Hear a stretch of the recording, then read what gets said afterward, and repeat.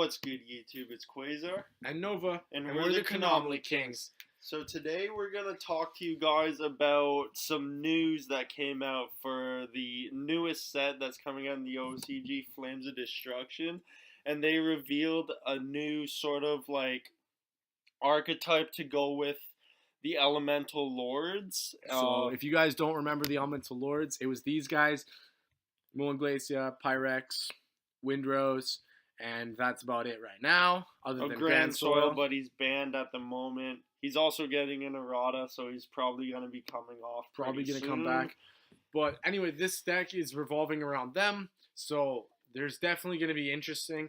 We actually, in the original, we didn't have light or dark, but obviously now this guy is the new light.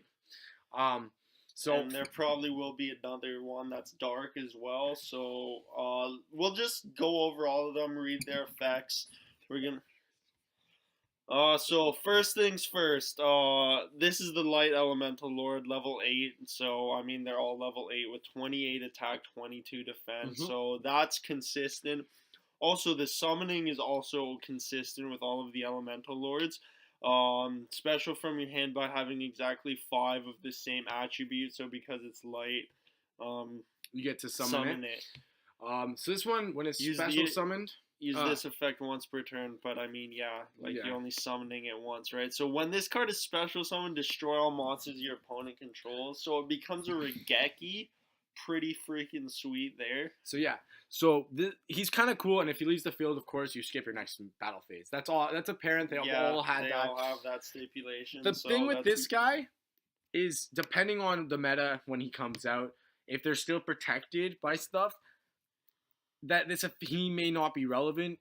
Because I know Pyrex, I know Windrose, I know Glacia and Grand Soil. They all do different things. So it's kind of going to be interesting. You're just going to have to choose which ones are the best for that meta and play those. Exactly. I mean, you can play them all, but I probably wouldn't be playing more than 2 at most of any which one, right? I was going to say, honestly, in my eyes, just from reading all the cards, I feel like only like 3 of the big ones would be relevant, but we shall see. So for the level 6... he's Element Saber Willard, so I guess they're gonna be called Element Sabers for like the lower level ones. Yeah. So 2400 attack, 2100 defense. Used only the first effect once per turn. Send 2 other monsters from your hand to the grave to special summon this card from your hand. So he takes 3 monsters. He's basically a 3-card drop. And then while in the monster zone, he applies the following effects for each of the Elemental Lords with different original attributes of the Sabers in the graveyard. So 1, if you have Earth Wind, this card can't be destroyed by battle. If you have Water Fire, they cannot be destroyed by card effects. Light and Dark, this card cannot be targeted. So 2 things to mention. Depending on what you discard, you gain those effects. So kind of like what Masterpiece gets off of tributing, right? Exactly. So something nifty there. The only thing though is this right here. The discard effect helps him like come out. So if you open the Light and Dark one, pitch them both. Special summon this guy, he can't be targeted. So kind of cool. He only gains that effect. So you'd probably want to do like a light and a fire just so it can't be destroyed and can't be targeted. So there's that there. Mm-hmm. Exactly. Yeah. So if you have the fire and light, you can't be destroyed by battle, can't be targeted. And now if you have one of each of them, gaining all 3 is dirty because now this card can't be targeted, can't be destroyed, and can't be destroyed by battle. And 2400 is not the best, but you'll see in a bit that he can get stronger. So that's pretty dirty. And because he's light, he can also be used for like honest or that's something true, like actually. that, right? Anyway, so the little and now guys, you have baby Element Sabers. So this is actually really interesting. You have a wind one. They're also all warriors to mention. Yeah, so Rhoda's going to be a big thing. I hope it comes back to 3. Break the deck. But anyway, so the first one, he's Wind. He's a level 2, 1300 attack, 1200. Once per turn, you can send 1 Elemental Saber from your hand to the graveyard and add 1 Elemental Saber or Elemental Lord from your deck to your hand, except a copy of himself. Now, this is pretty cool because now he lets you dump 1 from your hand to add 1. So that's not a neg. but it lets you set up for this guy. But yeah, it fuels your graveyard too, and also it helps you search your combo pieces. So that's Exactly. definitely going to be a staple 3 of. For sure. Next we have the Element Saber Mallow, who's a fire with 1700 attack, pretty decent for a level 3 Yeah, actually. exactly. That's 200 def. Oh, you know what that means? Yo, this He's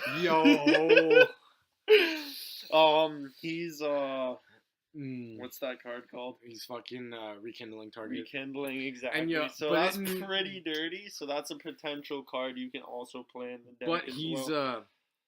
he is his effect is once per turn, but once per card, so you can drop all 3 and activate all 3 effects. Yeah, so but send 1 Element Saber monster from your hand to the grave, then send 1 Element Saber or Elemental Lord monster from your deck to the grave. So it helps you fuel your graveyard, get to your combo a lot cards. faster. So again, leading back to this guy. Now, for the light one, he's pretty good, except he doesn't fall into the category of the other 3. He's once per turn when a spell trap is activated, quick effect. You can send 1 Elemental Saber from your deck to from your hand to the graveyard to negate and destroy the card. This guy is kind of neat. He's kind of neat for that effect because he helps you still fuel your graveyard while also stopping your opponent's plays. Traps. Now, they all share one similar effect that once per turn, while this card is in the graveyard, you can declare an attribute, and until the turn, they all are the monster becomes that declared attribute. So if you have all 3 in grave and you can call 1 attribute, so it allows you to drop the Elemental Lord that you're holding much easier. Faster. So let's say you get 4 of these guys, like I'm assuming there's going to be a water, dark, and earth. Let's say you have 1 of each of these guys, and you change all their levels so it matches, I don't know, wind. So they all match wind. Now you drop the Wind Lord, and now you get the Wind Lord's effect. And that's a Harpy's Feather Duster, right? Harpy's Feather Duster, 2800 attack, and chances are you've probably got a bunch of different things on field.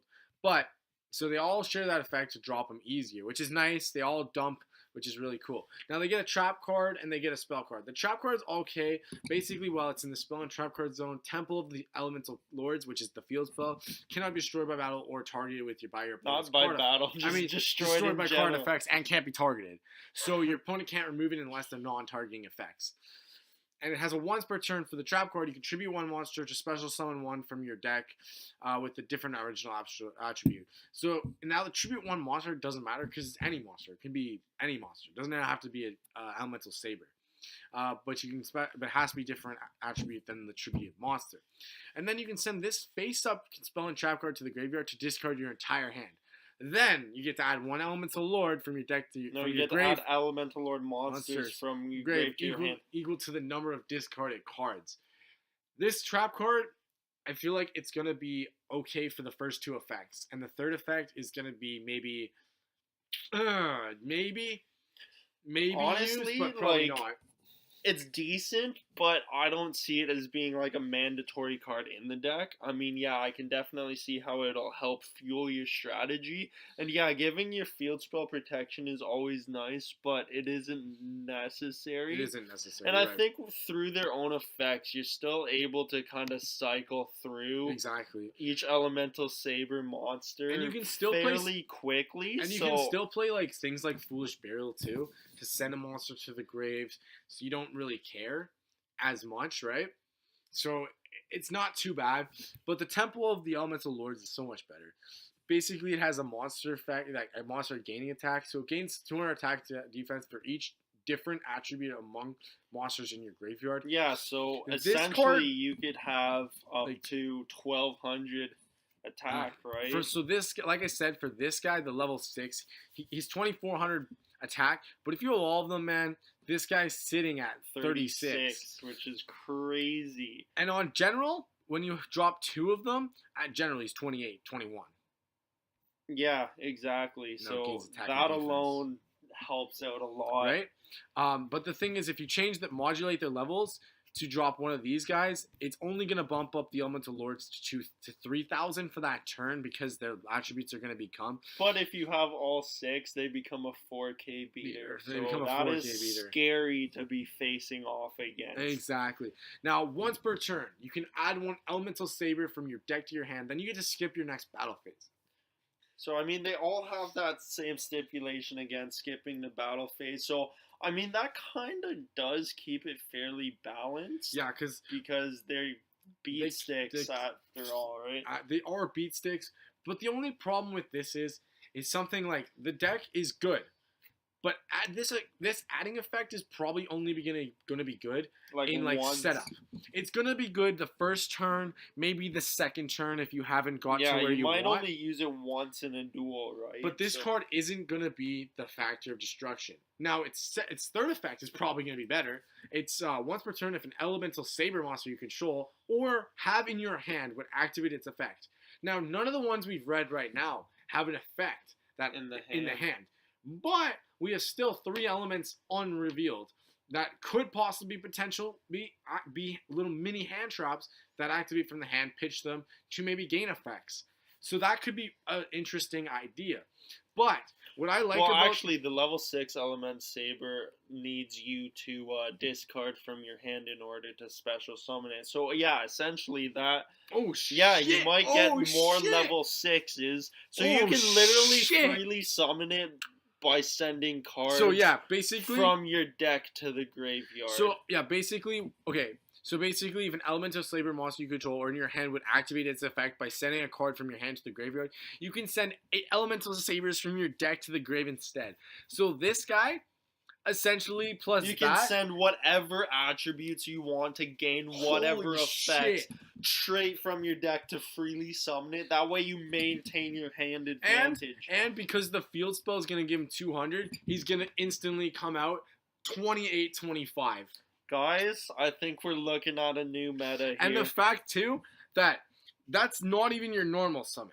So let's say you do that. You can add one Elemental Saber. So going first, you can add one. You add whatever one of these you want. So you got a +1 there. And then if you have that level 6, you freely summon it by using this effect in order to send from your deck instead of your hand, and then you get whichever effects you want based off of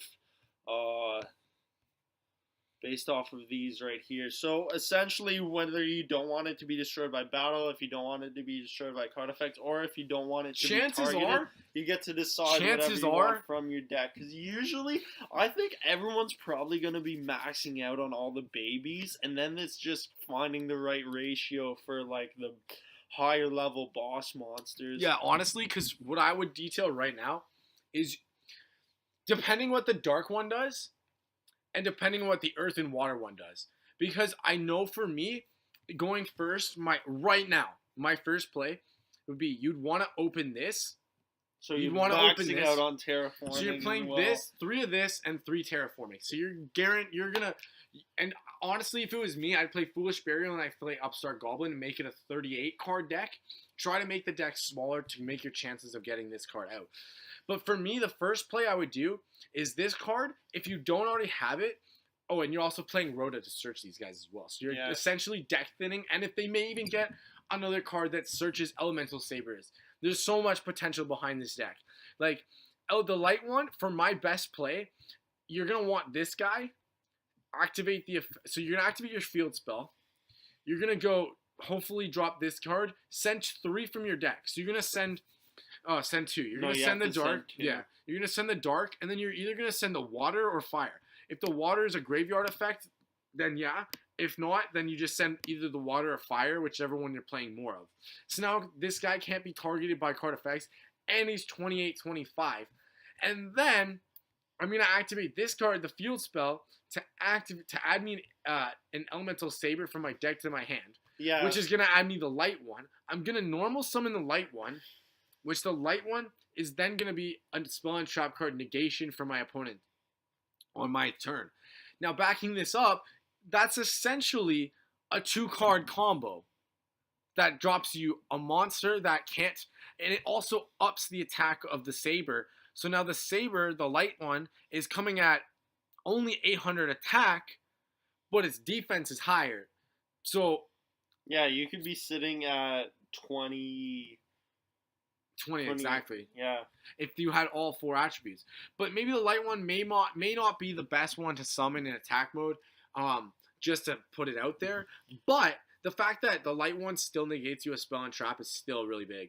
And the fact that you can back him up with stuff like Honest. Yeah, Like, you know what? You won't even need an extra deck with this deck either. Like, you're gonna be dropping beat sticks, and you're gonna be cycling through. It depends. I mean, yeah, you can still definitely play you can make extra deck monsters. Like, there's nothing wrong with Depends, that. though. I mean, like, if they make, like, let's say they make the dark a level 4, and they make, like, the water a level 4, and they make the earth a level 4, or they make, like, 3. Actually, they might do that. The light and dark might be level 4, the water and fire might be level 3, and then the earth and wind might be level 2. Exactly. So they have that kind of synergy, right? Right. And you might see a few more of these level 6 guys who have something similar to that. Mm-hmm. So we won't know, obviously, until it gets released, but I'm loving the way this looks right now. Just from looking at this, man, I can build a pretty awesome deck just from the few cards. Because, you're going to be focusing not so much on those elemental lords. It's going to be developed around the level 6 right now with a small level 8, with a small elemental lord only be playing a few of and them. Right now, from just looking at this, I would max out on each of these. Yeah, I would max out on all of them. Because their once per turn effect, again, is 1 per card. It's 1 per card. It's not 1 per... It's 1 per every card. It's not once... Oh, you can only use that monster's effect once per turn. No, if I have 3 wins, I can activate all their effects to change them to light. I can change them to fire. I can change them to water. So, like I said, maybe using, like, one of each big lord, maybe something you do. You may just play 3 lords, max, like, 3, 6, 9... 10, 11, 12, and then you may play 15 and then sit on like 3 hand traps. Or maybe you play 14 and sit on like 5 hand traps or something like that. So that you have like a big field, you drop this guy, he can't be destroyed by battle targeted, and you just use the light one plus your hand traps to kind of stop your opponent from going off. But the field spell also allows them to have additional attack points. So there's a bunch of different things that you can do there. So, but anyway, guys, this has been like just a quick thing. We just wanted to talk about the deck. There's a bunch of other things, but we don't really have time to talk about that. Yeah, if you guys want to check it out yourself, we're on the Yu-Gi-Oh! Organization website, so you can definitely check that out as well. Go check them out. Link in the description. Best place for your news.